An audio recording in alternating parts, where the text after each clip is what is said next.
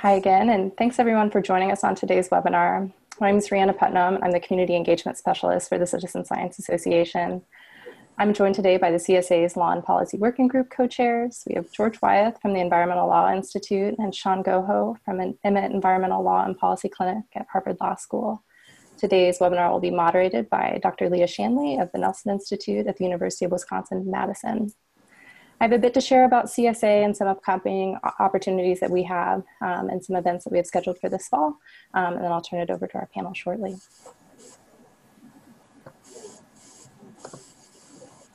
So for those of you that are new, the Citizen Science Association is a member-driven organization that connects people from a wide range of experiences around a shared purpose of advancing knowledge through research and monitoring done by, for, and with members of the public.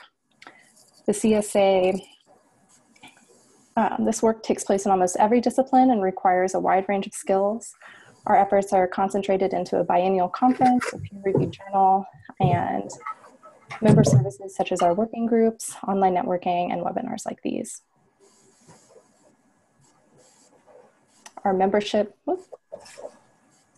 our membership represents the multidisciplinary and multidimensional nature of the field. We have a wide range of representation from project leaders, researchers, and evaluators, and a growing number of people in the community science field. Our membership benefits include things like conference discounts, monthly newsletters, voting in board elections, and a growing number of online networking opportunities.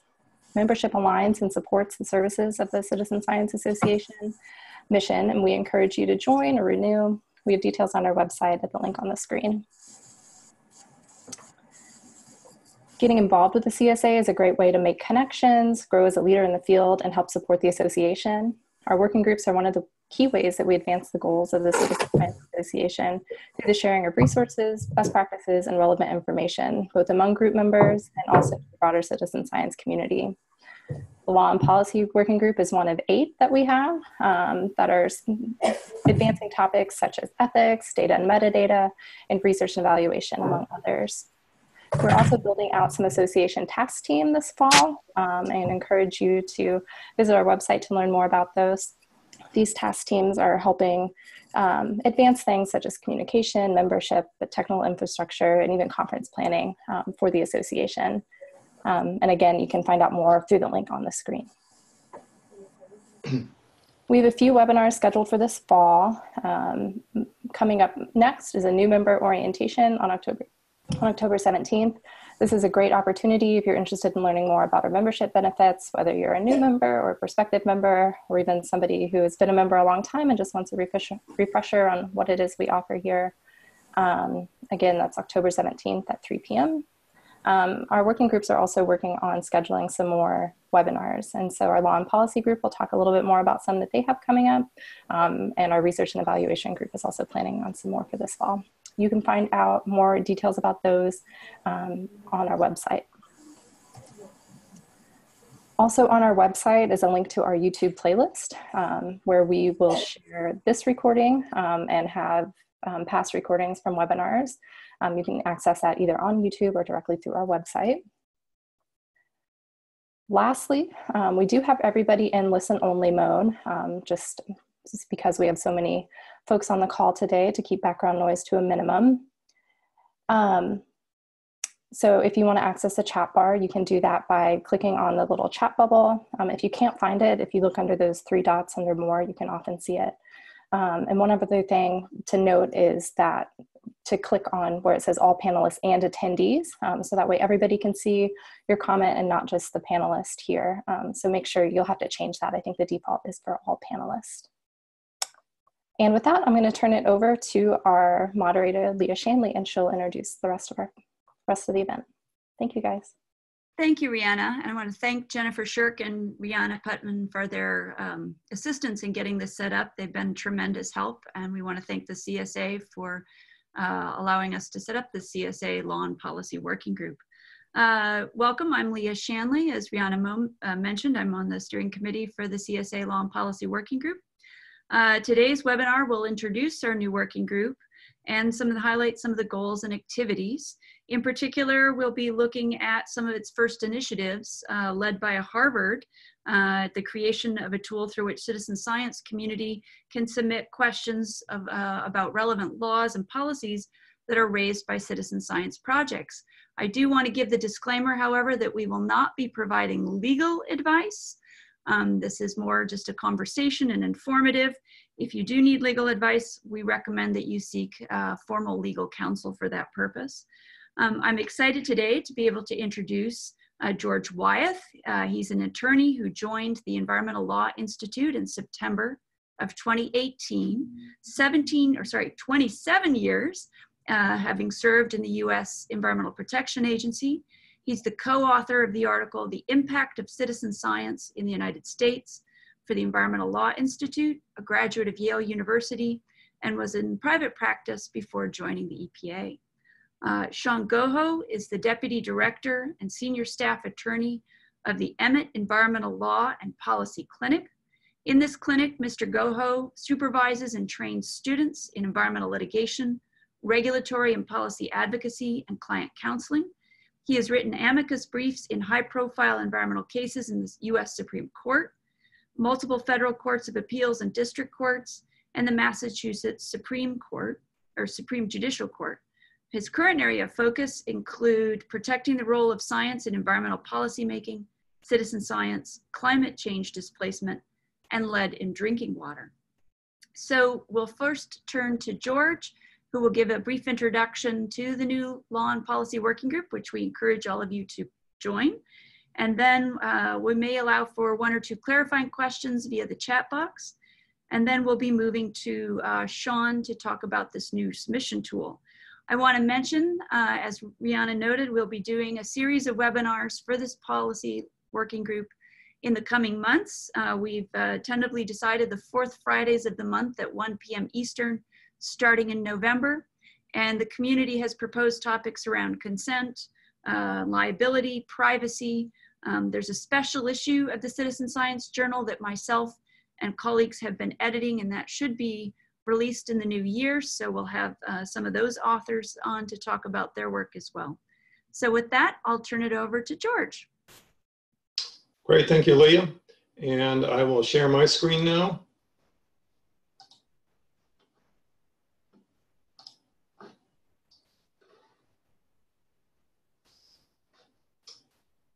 Great, thank you.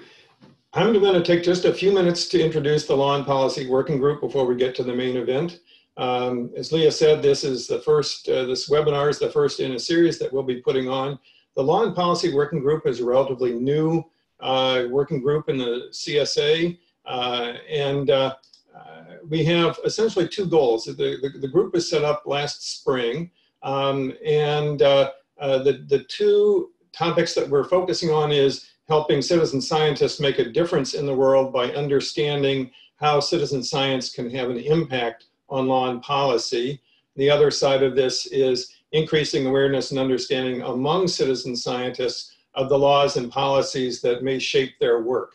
And the program today is under that second heading of helping you, citizen scientists in the field, understand the laws and policies that you may have to navigate as you do your work.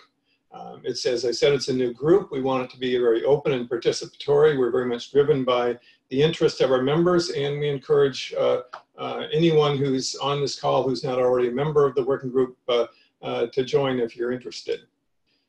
Some of the topics that have come up so far, we've talked about environmental justice as an area where citizen science can have an impact, use of citizen science in enforcement and litigation. We've heard reports on what's going on internationally in the policy affecting citizen science, and we're looking at a number of different databases of citizen science projects that have policy implications as a resource for researchers. So we have a fairly diverse agenda here. We're just getting started, but as I mentioned, we'll have this webinar series. We're building out our webpage. Not mentioned here, we have bi-monthly, that means every other month, conference calls where we'll talk about topics of interest. And if you're interested in, if this sounds interesting to you, here is information about it. I think the easiest way to get in touch and let us know you're interested would be to go to the email address that we're currently using, citizenscience, all one word, @eli.org. That's for Environmental Law Institute. So if you're interested in learning more about the working group, go to Citizen Science or email citizenscience@eli.org. And we welcome you to just simply join our bi-monthly calls, but we've also got a lot of activities and we welcome people who want to participate in those. That's my introduction to the working group. If there are any questions now, or we can move on to Shaun's presentation. So we'll take, if there's one or two clarifying questions related to this group, we can take them via the chat box. We'll wait a moment if folks want to type them in. We will set aside a good half hour, hopefully, for discussion at the end of the presentations as well.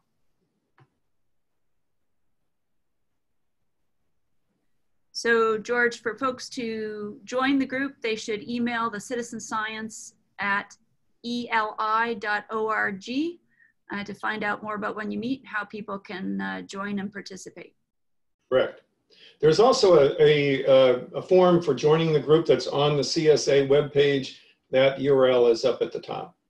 Great, and it looks like Rihanna has also put that in the chat box for folks.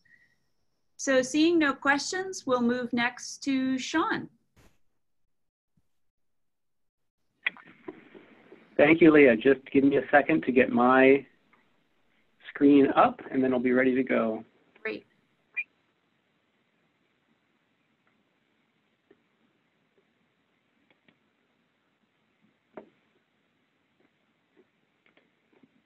Okay, are people seeing my screen now?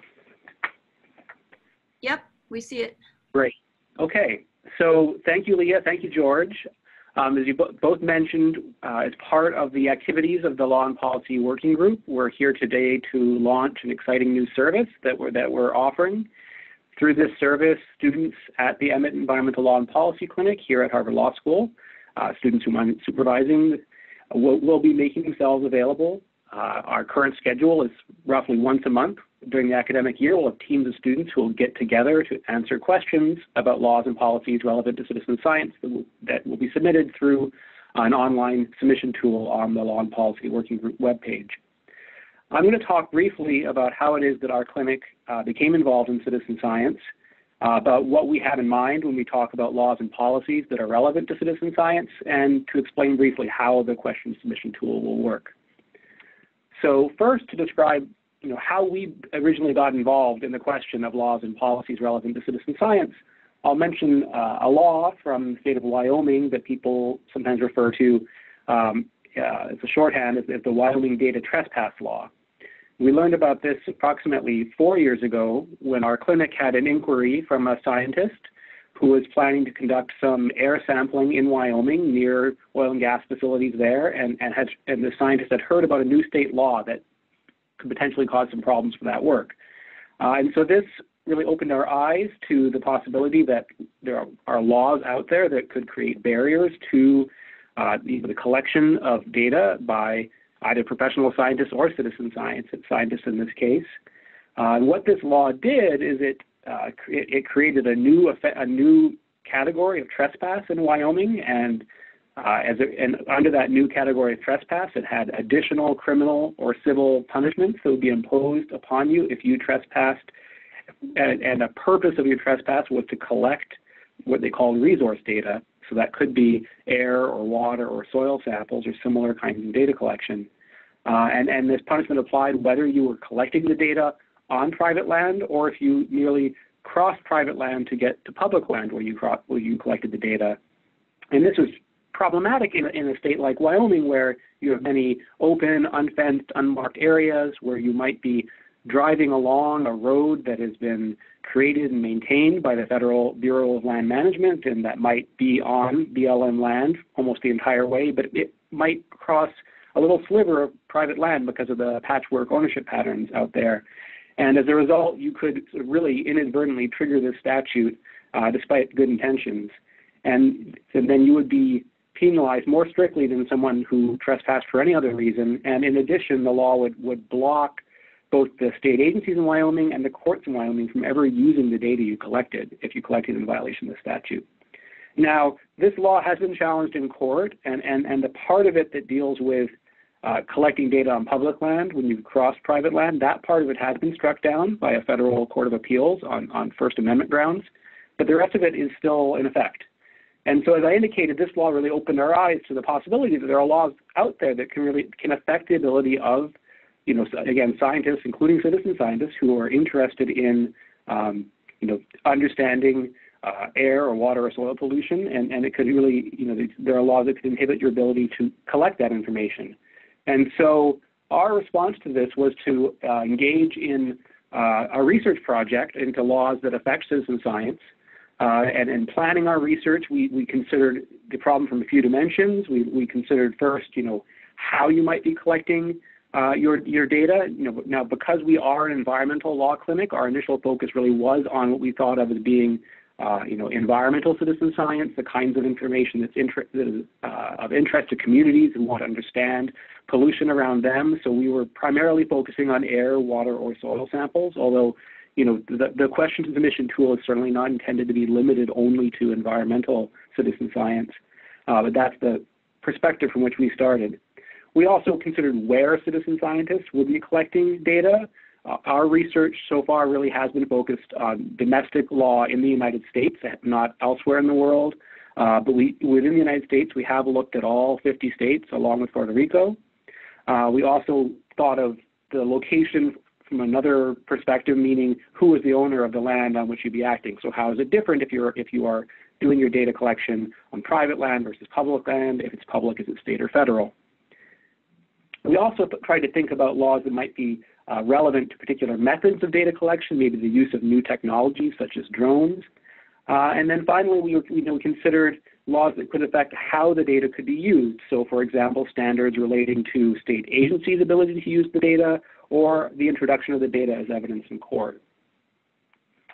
And so again, with those thoughts in mind, we carried out a 50-state survey.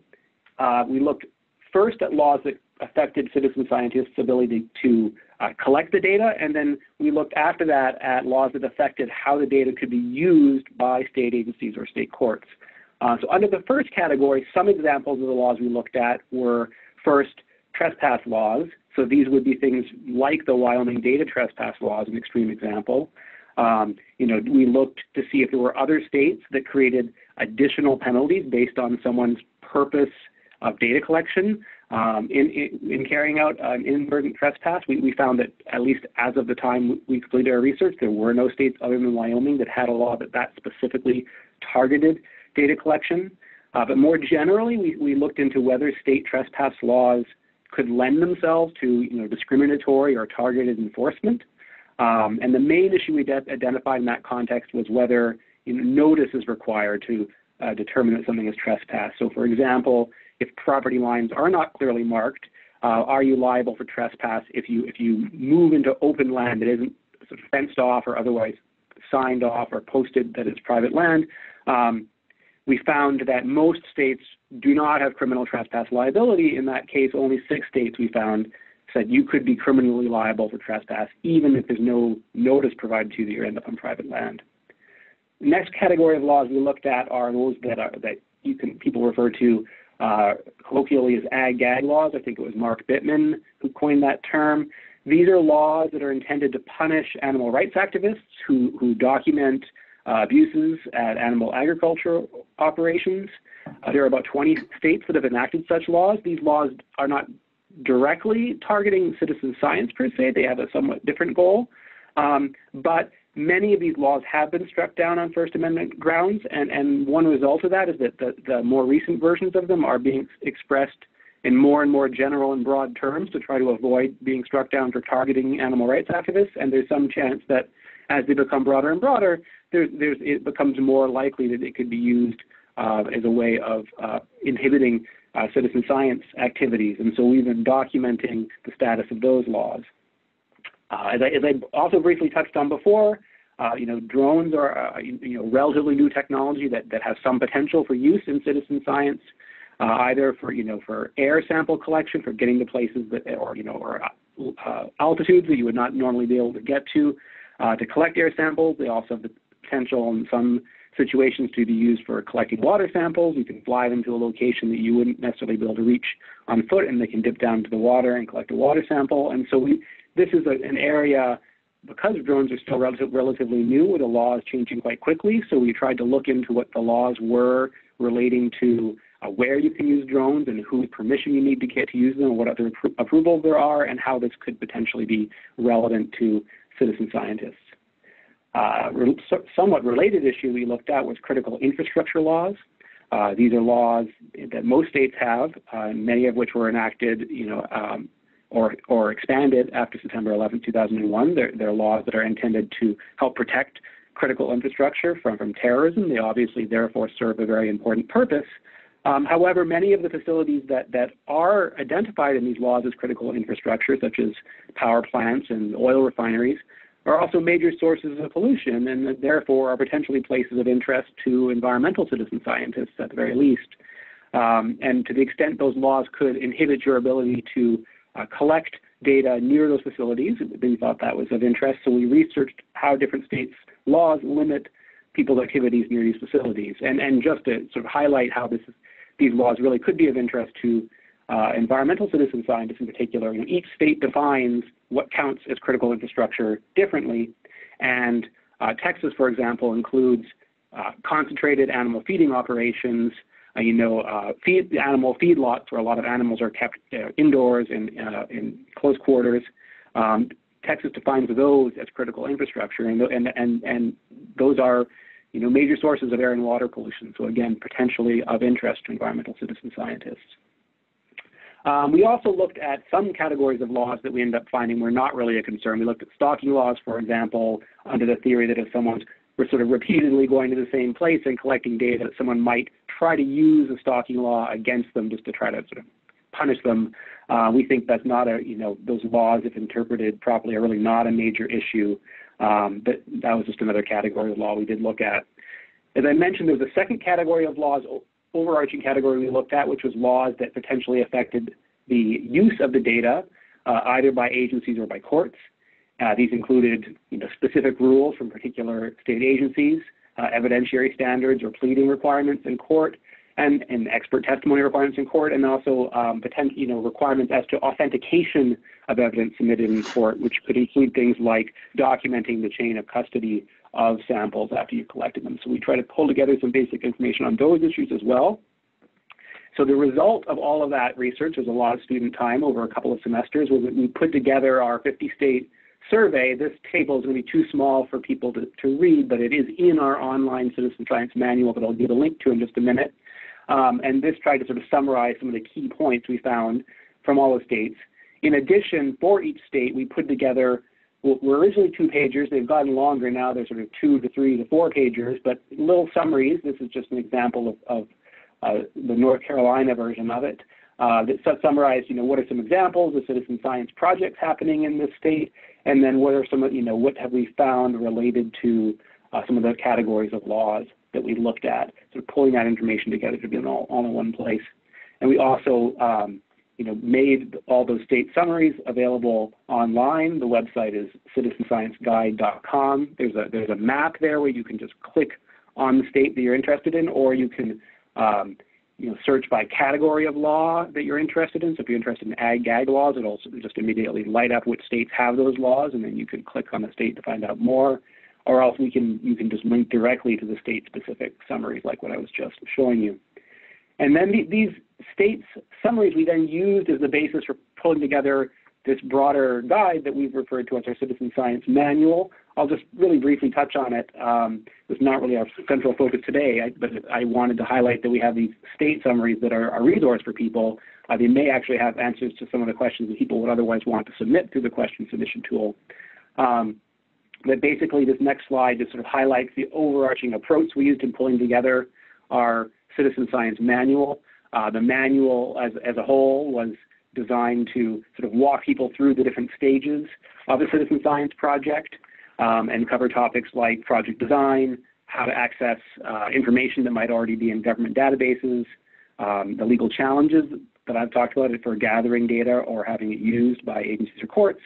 We released our first version of this manual in September 2017. We released an updated version in March of this year. And then we've also released 2 supplements to the manual. The first one talks about how to access information related to the storage and release of hazardous chemicals in your community. And the other one is on legal issues related to the use of citizen science data in litigation. And both the manual and the supplements are available online at the website with the URL on the slide. It's citizenscienceguide.com.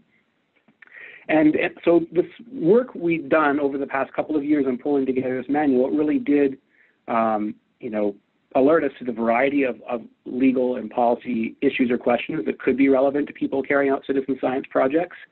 And we wanted to see it sort of, under the overall mission of the Law and Policy Working Group, if we could do something to help answer questions if people have them. And so we decided to launch this question submission tool in connection with the working group. If you do go to the working group webpage, the URL's on this slide. I think we had the URL in the comments earlier as well. There's a link there to ask a legal question. If you click on that link, you're taken to another page, which then itself has a description of what the tool is and has a link to a Google form that you can fill out. And if you fill out the Google form, then it will email your question to the Law and Policy Working Group, and then our students could get to work on answering them. Our current plan for how to address these questions, is to pull together teams of students, as I said before, roughly once a month during the academic year. The students will work as a group over a couple of days to try to get through as many questions as possible. And we will then email our answers to those questions back to the people who submitted them.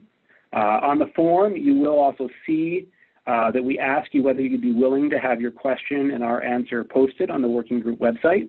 If you agree, then our thought is that over time we can build up a sort of frequently asked questions document so that people can just go there and use that as a resource in addition to using our state summaries from the manual as a resource, and maybe a lot of questions will already have answers. You won't even need to send in a question. Last thing I'll just mention before we turn to questions is as Lea mentioned, this tool is not intended to be the provision of legal advice. It doesn't create an attorney-client relationship. The people answering these questions are students. They're not practicing lawyers, but nevertheless, we really hope this tool will provide answers that are, useful to the citizen science community in general, and that, we're thinking we'll probably learn a lot from seeing what questions are relevant to people, and that'll be educational for us, and we are hoping that we can help people with any legal or policy issues they encounter in their work. Thank you. Great, thank you, Shaun. So with that, we've already got a couple of questions that have been entered. The first one from BV, does the manual address tribal lands? At the moment, it does not. We actually did think about that. We've expanded it a bit from our first version of the manual. We've added extra jurisdictions, but we haven't gotten into tribal lands just because then it's on our list is what I would say. It's a lot of additional work to start going through tribal lands as well. But that isn't on our list of things we would like to add to a future version of the manual. Yeah, I will mention that for myself, I did my PhD dissertation looking at the privacy, control, access issues around geospatial and Earth observation data on reservations. And it's a very complex, both institutional and legal framework with both federal law and tribal law and state law questions. And then each tribe is different. You've got 565 or more tribes.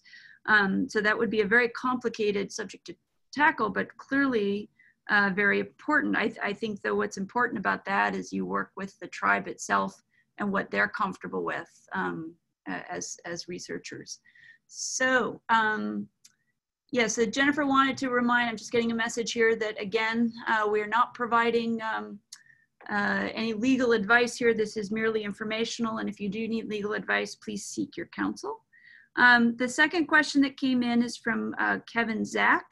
He asks, will there be an opportunity to discuss FERC's small hydro exemption law that seems bulletproof once a company obtains it? Perhaps, Kevin, you'll turn on your mic briefly and maybe elaborate on that question before we ask Shaun and George to jump in.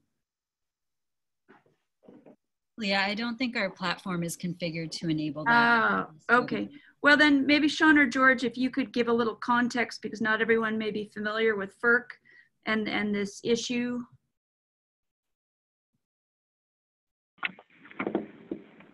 Sure. Well, this is Shaun, and George, please feel free to chime in. And I have to say, this is not something that I have any particular expertise on, so I will say what I think I know and hope I'm understanding the question correctly.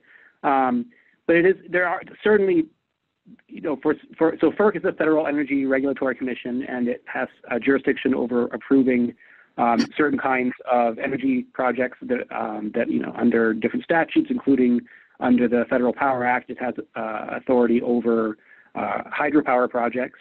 And I do know that pursuant to that, there are exemptions that you can get for relatively small hydropower projects, and those exemptions, I believe, relate to the kinds of environmental review you have to go through and how the environmental laws are applied to those projects in general.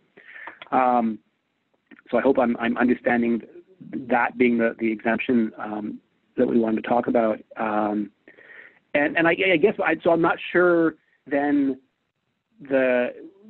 where the question is about citizen science, the ability to carry out citizen science or the use of citizen science data in connection with those projects. So I don't know if Kevin can submit a sort of additional written question to give more detail. So there certainly are legal issues related to the application of those exemptions to those projects. I guess I see that as being more of a general environmental law kind of question, not the citizen science specific kind of question that I was thinking of here. But I don't want to speak for Kevin. Hello, can you hear me? Can you hear I me? was able to unmute Kevin, so I can hear you, Kevin. So I have a power plant. It's a company that's partially owned 40% by the Italian government that's on a small river in Connecticut.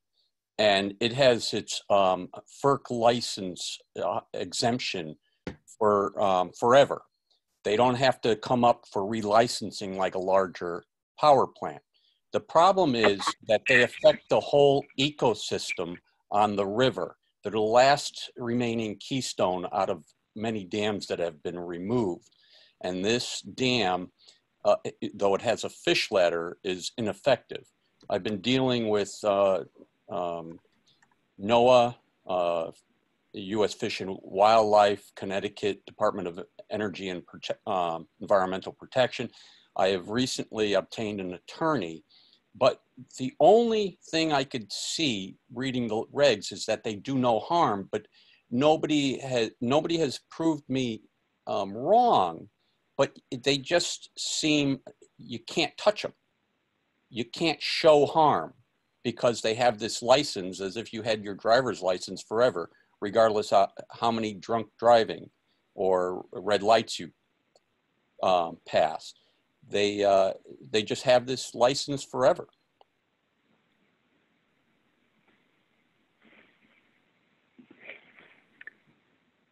So this is Shaun. So I get that so certainly the existence, especially of old, outdated, legacy dams is a serious environmental issue in many places in the Northeast. It is actually something that we're doing some other work on in our clinic. But I don't really still see that necessarily as being like a citizen science type legal issue. Those are serious legal issues, serious environmental legal issues. I definitely don't want to downplay them.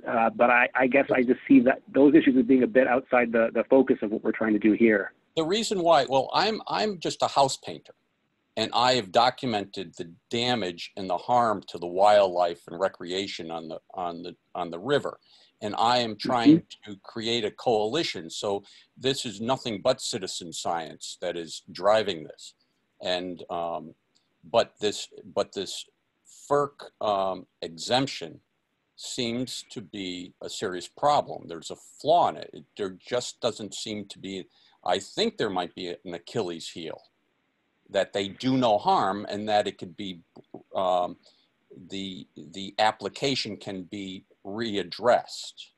You follow me? So here I am, a citizen scientist, if you will, for the best definition of it, I think. And I've been working on this for quite a few years.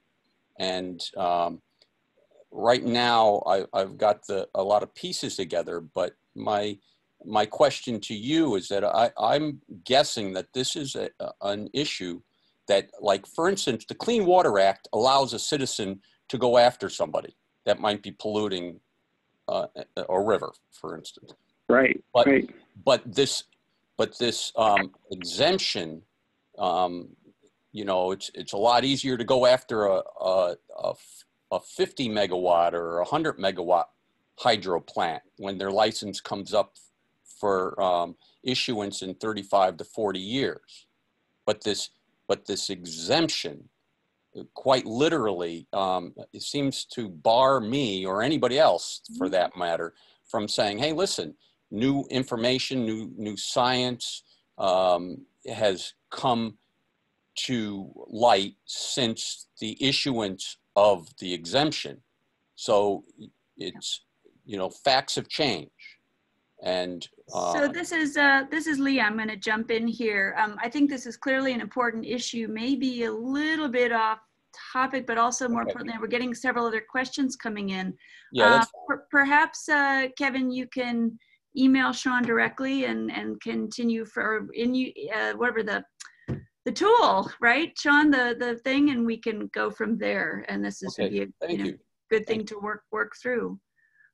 So Shaun, maybe you remind people how they can join or submit their questions formally. All right. Yeah. So anyway, my email address is just up on the screen right now. So it's sgoho@law.harvard.edu. But you know, more generally for people who want to submit questions, you want to do it through the Law and Policy Working Group webpage. Yeah, and Sarah Damron asks, I think really wisely, she says, thanks. Is there a plan or goal to create some kind of online compendium created to house the questions posed by CSA members and answers found by the students that would be accessible by CSA members in the future? So, you know, it may be that one person asks the questions, but 10 have an interest in that. So will the question and responses be posted somewhere for the CSA members to be able to access? So this is Shaun again. Yes, that's very much the goal. So one of the questions that we had, one of the aspects of the form people have to fill out when they're submitting a question, it asks whether it's okay with you that your question and the answer to it be posted on the working group webpage, on the CSA webpage. And so if people agree to that, our plan would be to do exactly that, to create some, you know, a compendium of questions and answers, so that there will be sort of additional online resource for people, so that, again, in addition to our manual, which I hope answers some questions for people right away if they just look at the state summaries at the end of it, then there would also be this compendium that would, you know, provide some answers, so people wouldn't have to wait for us to be able to look at their question and get back to them. Great. So Allison Field-Juma has also submitted a question. She did so in the little Q&A tool, which is also a great way to submit a question here. She asks, in Massachusetts, so being mindful that the law varies in each state around some of these things, like privacy law, for example, is going to vary state by state. Do you have any cautions regarding using trail cameras to capture images of trail users and presumably any animals walking by in order to measure and classify the usage of the trail? So I don't have an answer to that right away, but that sounds like a great question to submit. Question submission tool, is what I would say. Yeah, I mean, I would think what comes to mind, of course, is privacy and maybe providing some kind of notice to trail users that this kind of imaging is going on and how the images will be used and by whom. But yeah, great question to submit to for the submission form. And the only other thing along those lines I'll just mention that I know because it's in our manual and the Massachusetts summary is that if you're doing this on land that's managed by the State Department of Conservation and Recreation, so that'd be state parks and forests and so on, they actually do have a requirement that you get permission from them before doing any research on their lands. And there's a form on their website you have to fill out to get their sign off on doing research. So if this is on those kinds of lands, that's definitely one requirement that would apply. Okay. So Holly also says she's very interested in that question too. This is clearly where having a compendium of responses will be helpful. She says we accept land cover photos and are trying to sort out if we can keep those photos with people in them. George, do you have any experience with that, or Shaun?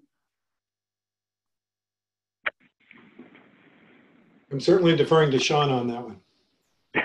So I'll say it's not a question we've looked at, but also it seems like a good question to submit. And again, it would be important if someone's submitting that question to say really sort of how broadly or narrowly geographically you're thinking about that, because like Lea mentioned, the relevant laws will be different in different places. But that seems like a good question. So I might then take a little shot quickly, is that when I was at the Wilson Center, I commissioned several legal studies, one of which was by Bob Gelman, who is a lawyer that's worked on the Hill for 30 years. And he did a nice analysis of some of the privacy issues related to citizen science data, including in photos. I might add, it's not just privacy issues, though. You've also possibly got copyright issues related to photos being submitted, which Teresa Scassa's work addresses, which was another paper that we commissioned. So I'll put those links in the chat box shortly so that you guys have access to them.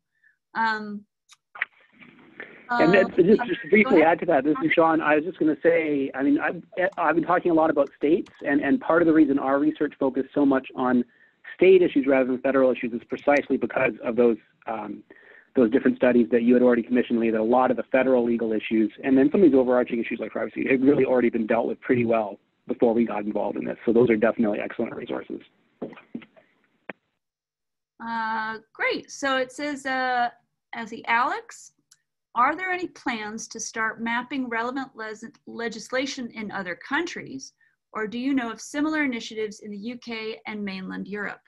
I did commission a study by Mookie Hockley, but this was back in 2015 to look at some of the policies in Europe related to citizen science. Martin Brocklehurst recently sent me a whole raft of links to policies on citizen science or related to citizen science in Europe. So I probably need to share that with our working group so we can get that up. George, Shaun, any other comments there? I know Birdie as well, who's a member of our group, who's based in Europe, has been doing work in this space as well. So I think that's a great question. Shaun, George, do you want to comment? Well, I'll just say that I'm not aware of a single compilation similar to the manual that Harvard has that pulls all of those things together. I think it is a really good question. As Lea said, we have resources and we have members who are based there. There is actually a set of guidelines on policy for citizen science that is currently under development in the EU. So you're asking a really good question. Right now, I don't think that there is a single resource comparable to the Harvard manual for the US laws.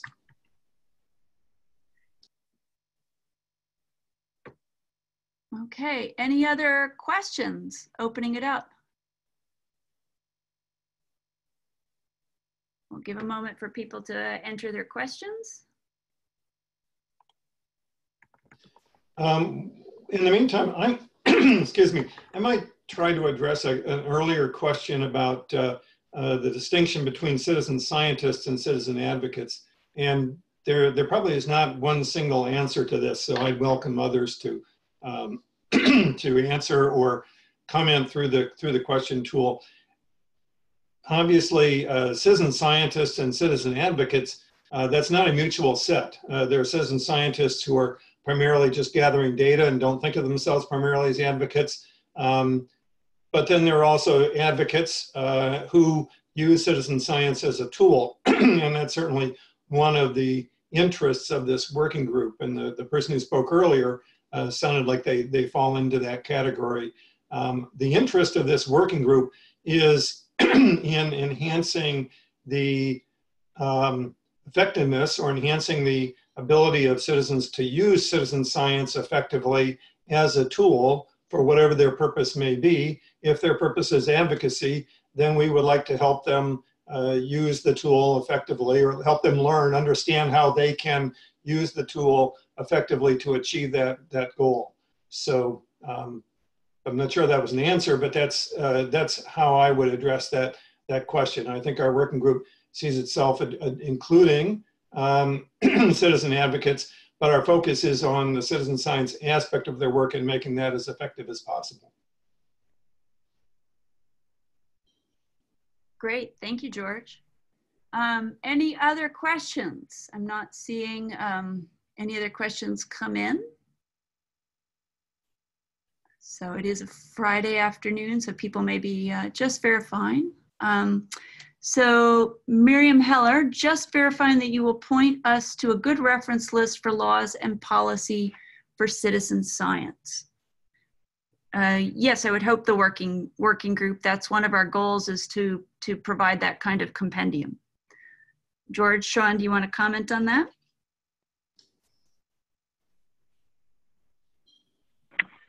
Well, this is Shaun. Again, you can sort of think about what the relevant laws are in different ways, but the kinds of laws that I have been talking about are, you know, we have summaries of them in the manual at citizenscienceguide.com. I know that the working group webpage is pulling together a variety of legal resources. So the working group webpage is also, you know, it's a continuing work in progress. We're adding more and more resources there all the time. Wonderful. Thank you, Shaun. Shaun, this is George, and this is getting a little bit beyond your topic, and I don't know how far you want to get into this, but something else that I know that you are looking at as a project for the future is potentially working on model legislation that would be helpful for citizen scientists in the states. Right now, we're in the kind of reactive mode of looking at what the laws are out there that citizen scientists need to understand. But you're also, I believe, thinking a little more proactively in terms of developing model legislation that states might adopt to address some of these questions. And I'm thinking especially those privacy questions. There may not be a lot on the books. I know that's kind of early in your thinking process, but I wondered if you want to say anything further about that.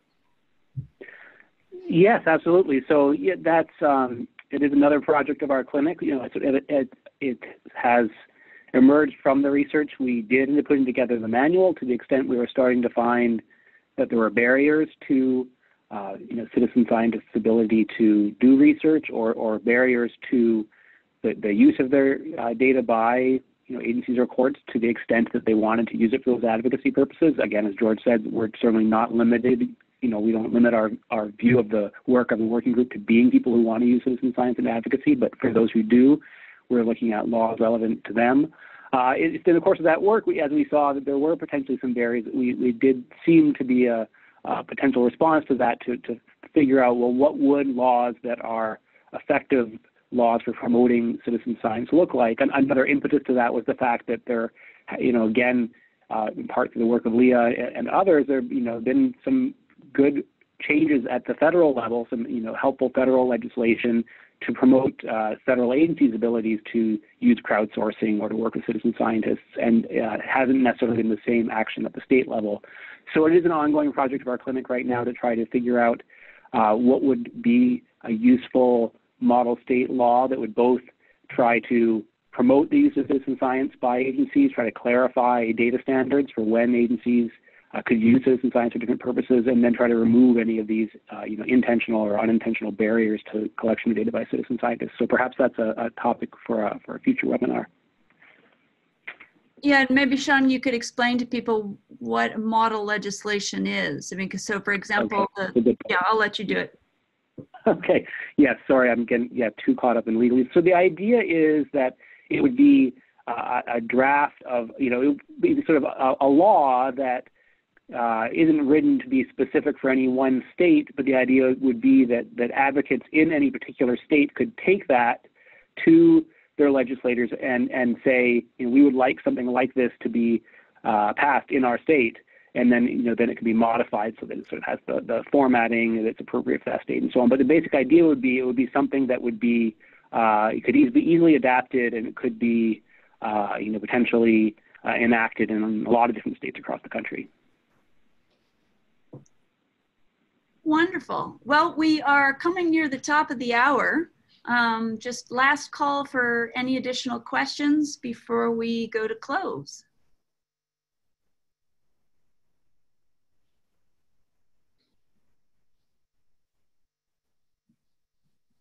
Okay, not seeing anything come in, but I might take people a moment to add it. So just to, while we're waiting to see if anything last comes in, George, do you want to make a closing statement? And then to Shaun. Well, I don't have a closing statement, but I do want to just remind people that our working group is new and it's growing. And again, anyone who's on this call who thinks that either of our two goals is of interest to them, that is understanding the laws and policies that may affect you as a citizen scientist, or understanding how we can make citizen science an effective tool for people to use who want to influence law and policy. If you're interested in those, or you're just interested, if you're a citizen scientist and you're just generally interested in the policy impacts of your work, we'd love to have you join the working group, listen in on our bi-monthly calls. You can get more active if you'd like. The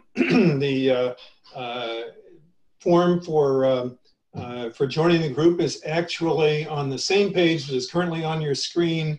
If you look 2 tabs to the left of the one that's currently circled, the one that says members, if you go to that tab and click on that, it brings up the membership application form. But the other, excuse me, the other route is to,